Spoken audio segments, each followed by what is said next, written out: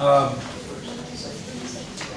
Last time we had talked about springs, and I ended up working an example problem that went into overtime. Did you guys have any questions about the spring problem?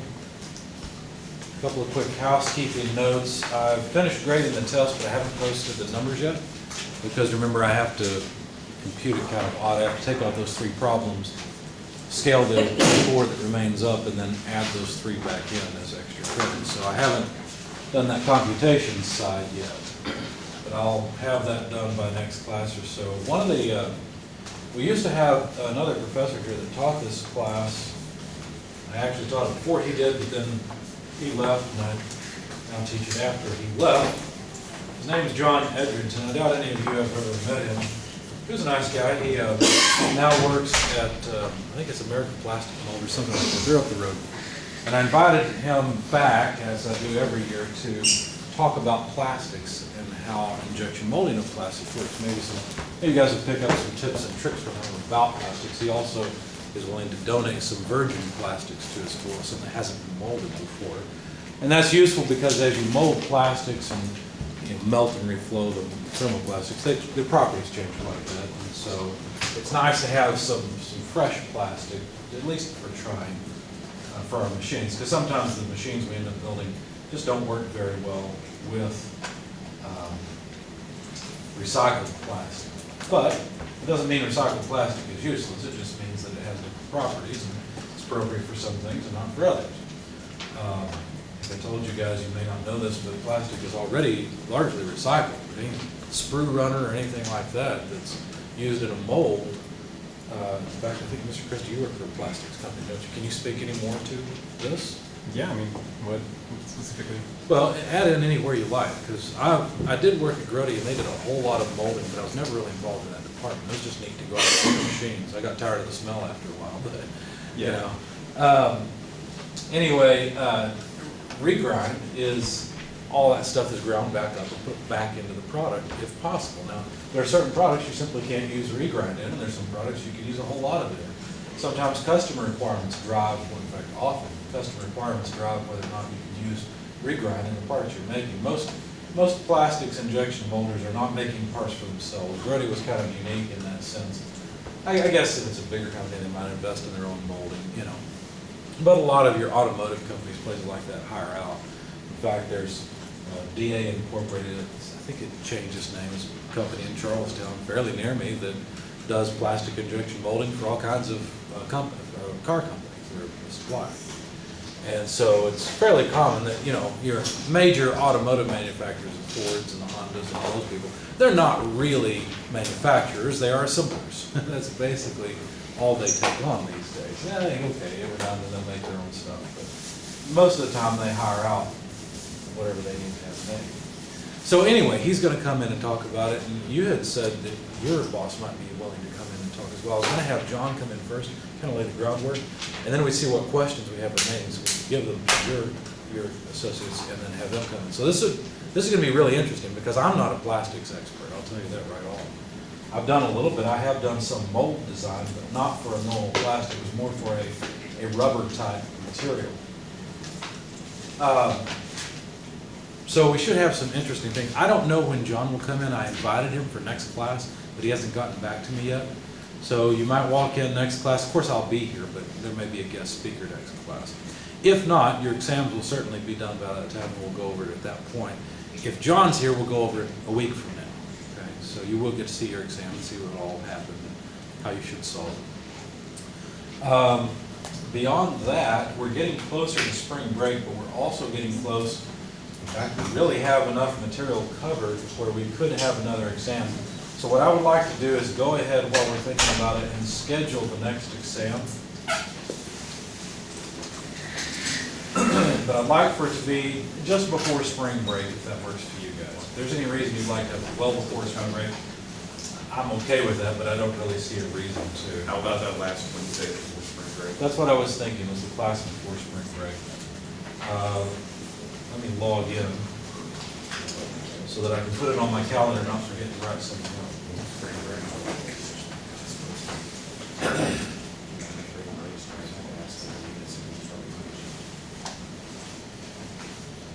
spring break occurs here, the 16th, so the Wednesday before would be the date for the test. That would be the 11th, looks like.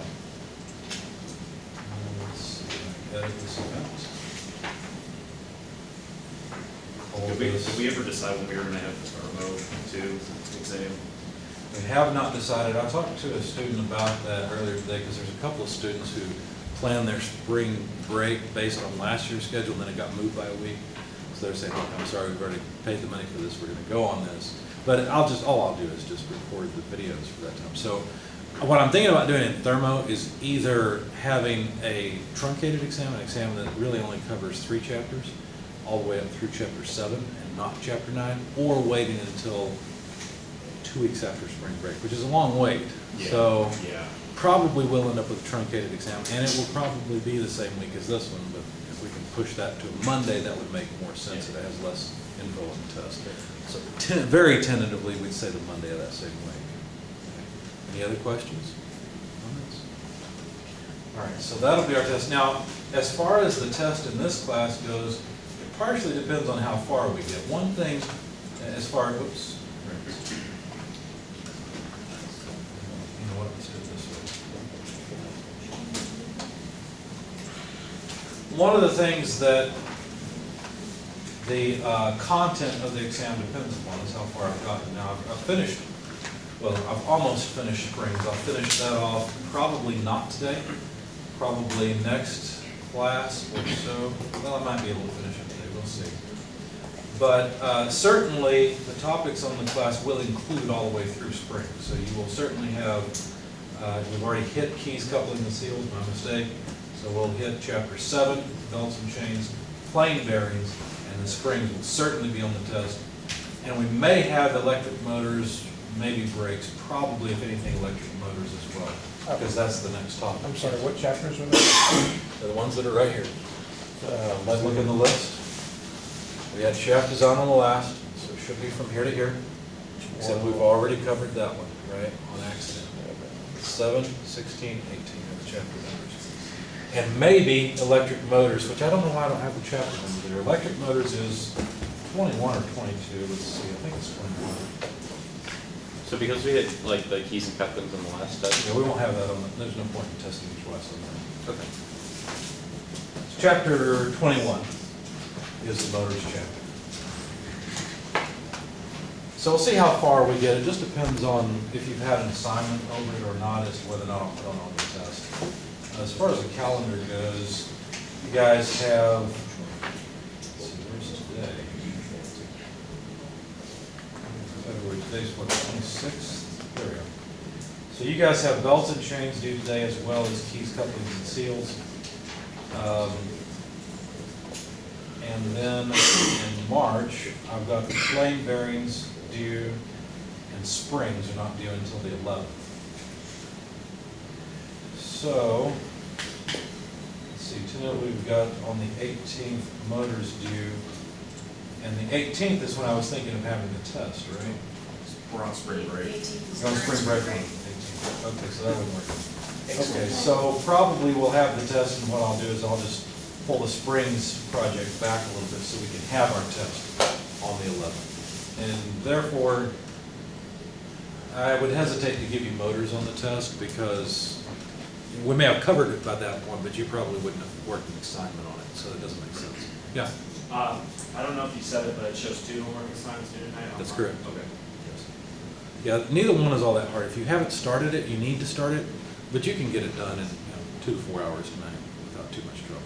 If you're really good, you'll get it done in about an hour. Other questions, comments? All right. So last time we designed a compression spring, but extension springs are also very valid spring design problems. They're very similar to compression springs, but they're not quite the same. What are the 2 things that are different about extension springs versus compression springs that I mentioned last time? What's that? The directional force.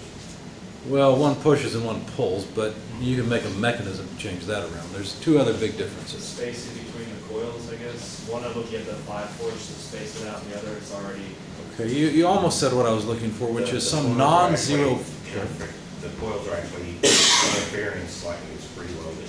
It's preloaded, that's the word I was looking for. The spring is preloaded. So it takes a certain amount of non-zero force to get the spring to deflect at all. Does that make sense? If you go to, let's see, springs are what, chapter 18? Yeah. We go to chapter 18, there's a really nice chart that will help you understand this. And it's a chart that you'll probably want to mark anyway. It's on page 617. I didn't include this in the slides just because you'd be overloaded with information in slides. There's no need for it. I'll show it to you more in the context of an example problem, which is what we're moving to. Page 617 deserves its own tab. And mainly it's because of figure 1821, which shows you the preferred range of stress based on the spring index of the extension spring.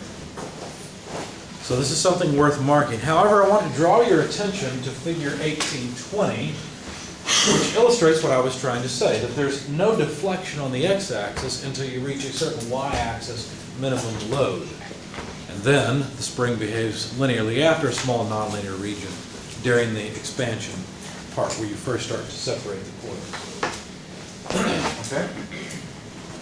So 1820 is good for your intuitive understanding, but 1821 is one that we will use for actual spring calculations. So with that being said, what I'd like to do next is work the next example problem, which, let's see, is problem number 25. Before we do that, though, we talked about spring buckling near the very end last time of the example problem. So we're actually going to go through and watch these three example videos first so that you can really understand what is meant by spring buckling and some other interesting features of springs. So if you're watching the video, go watch these first. And then we will go and work problem number 25 down here, which is an extension spring design. Okay? All right.